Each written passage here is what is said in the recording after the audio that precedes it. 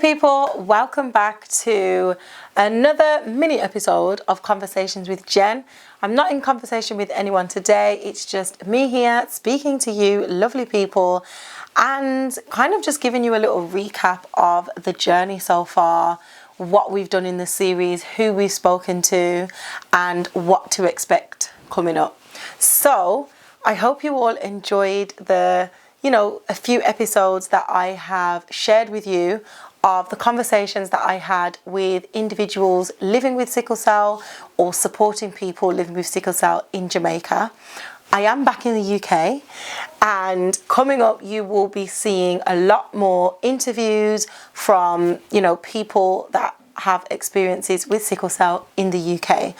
Of course, this is something that I'm really passionate about, and I just feel like the more people that I speak to, the more conversations that I have, the more I can spread awareness and educate you guys about what it's like to live with sickle cell, the different experiences that we go through, and also the ways in which you guys that are watching can help to support those of us that live with it or are impacted by it.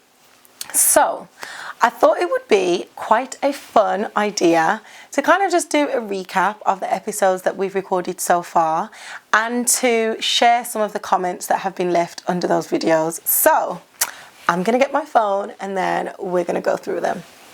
The first conversation that I shared with you all was the conversation that I had with Toya. Toya's journey was really emotional for me actually hearing it, because it's somebody that I've known for many years, but we never actually sat down and discussed our journey, our experiences. So it was really emotional and very heartfelt. But one of the things that I took from that episode was that even with living with sickle cell, Toya didn't let that stop her from her passion, which was dance. She still found ways to incorporate dance into her life. Even when she was unable to physically do so, she still had her dance company, she still had her dancers and was able to choreograph and everything, even with or while she was unwell.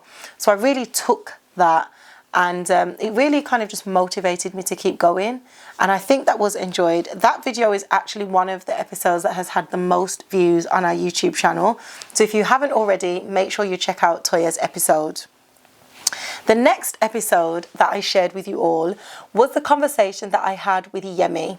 Yemi is the most mature person that I have spoken to so far living with sickle cell, and Yemi just explained her experience of being in the UK and also spending time in Nigeria, and her views and standpoints on what she thinks about sickle cell, about living with it and why she's been given it and how she doesn't let it affect anything that she does.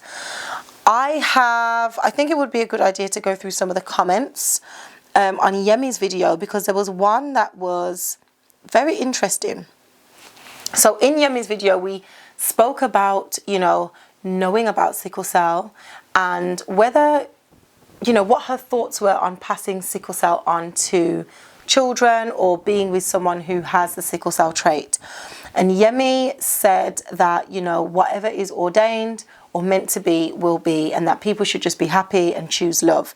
Now there was a comment that was left that said, Yemi is an amazing woman. I loved this conversation but didn't agree on the genotype and marriage topic.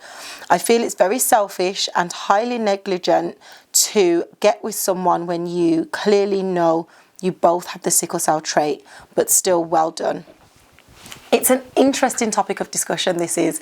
I think within the community and outside of the community, there is so many differences of opinion as to what people think on whether you should have children, even though you know that both you and your partner have the sickle cell trait, or if you should just, bring a child into this world and regardless, you just love that child and make them happy.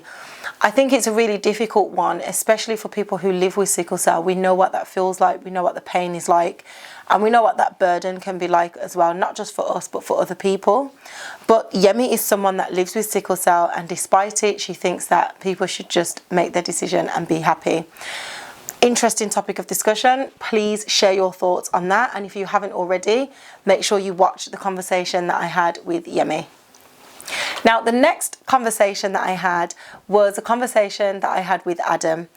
One thing that I loved about this conversation, firstly, was that it was the first male that I had spoken to about sickle cell.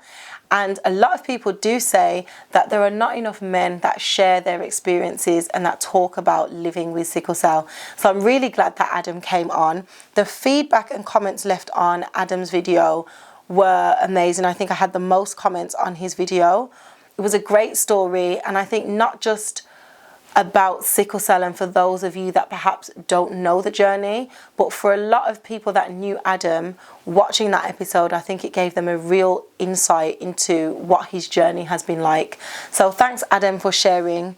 There was an interesting comment left on Adam's, because anytime I speak to a male, I always like to see if I can speak to someone that is open enough to speak about priapism if they've experienced it. I did ask Adam, and it's something that he hadn't experienced, but thankfully someone left a comment about it. So I'm going to share that because I do think it's a topic that we haven't been able to really dive into yet. And I'm guessing that you guys would like to know more about that. So going forward, I will hopefully be able to speak to someone that can shed more light on that. So this comment was left, and it says, great video and conversation. I'm a sickle cell warrior with sickle beta, I think sickle beta plus. Priapism sucks. AR the Prophet made a very detailed video documenting his experience with it and how it's treated in the hospital, and it's on YouTube. I will link that video once I find it for you guys to watch, and I will be watching it too. My experience is it usually happens at night while just laying down or sleeping. It happens when my lower body is having trouble with circulation. It's painful with a burning or numbing feeling, quite hard to explain, as are most crises. But thank you for this person who left that comment. And it says the longer the blood is stuck, the worse it gets. The way I handle it is by getting my blood to circulate by having sex. Interesting tip. And also massaging it. It just helps the blood to move. Exercises like squats and jumping jacks, and also a heat pad. So for anybody interested in knowing about priapism, there's some tips.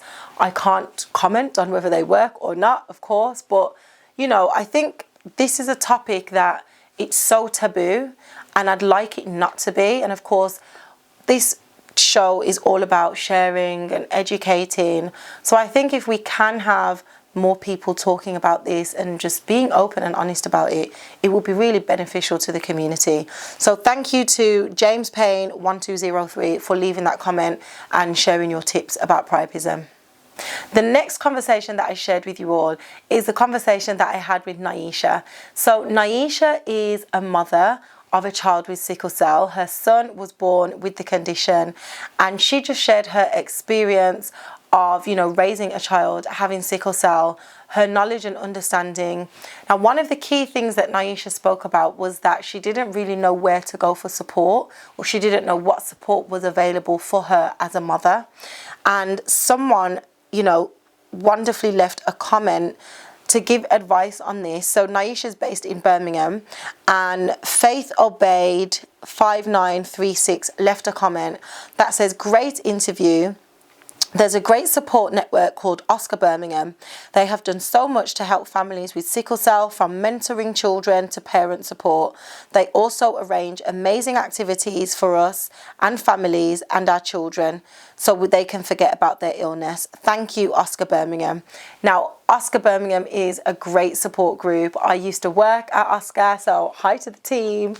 But they're definitely a great support group, a great charity that are based in Birmingham, and they really do support not only the children or the young person living with sickle cell, but their families as well. And as we know, it's not just, you know, the individual that is impacted by the condition, it's also everyone around them. So if you are someone that's based in Birmingham and you know someone that lives with sickle cell and needs support, please refer them to Oscar Birmingham.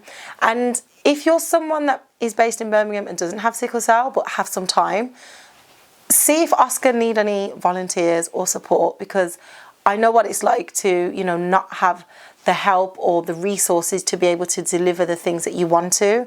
So charities are always, you know, willing to take on board volunteers and people that are willing to support the cause. So thank you for the person that left that comment. The next two conversations were very special ones to me. I, of course, had a conversation with my dad and then had a conversation with my mom, which I shared with you all. They were emotional conversations, both of them, and very interesting for me actually, because those were the first time that I really sat down and spoke to my parents about the journey that I'd been on. Of course, you know, I spoke to them about what was happening or treatments that I would have, or, you know, general talks if I was unwell or not, but I never actually sat down and asked them how they felt. So it was really interesting and also kind of like completely new to me to hear their thoughts and their feelings on, you know, the journey that they have been on with me. I think my key takeaway for the episode with my dad was the fact that he really didn't want me to have blood. I mentioned that I had a stroke when I was a teenager, and as a result of that stroke, I was put on blood transfusions every 4 weeks. And my dad shared that in that moment, he really didn't want me to receive blood or to be on blood transfusions, but he also didn't want anything to happen to me. I think it's interesting to hear that from his perspective, because many parents may have to be faced with situations where they have to make those difficult decisions of what they believe they want for their child, or what they believe is, you know, good or bad, and saving their child's life. So I really felt that that was really interesting and quite emotional, that he, you know, went against what he felt just to ensure that I would be okay. The conversation that I had with my mum, as you all know, if you have watched it, which definitely watch it if you haven't already, was very emotional. And I think because my mum always has this persona that she is strong, she can handle everything, and, you know, she just holds it all together. And I think she does that for me.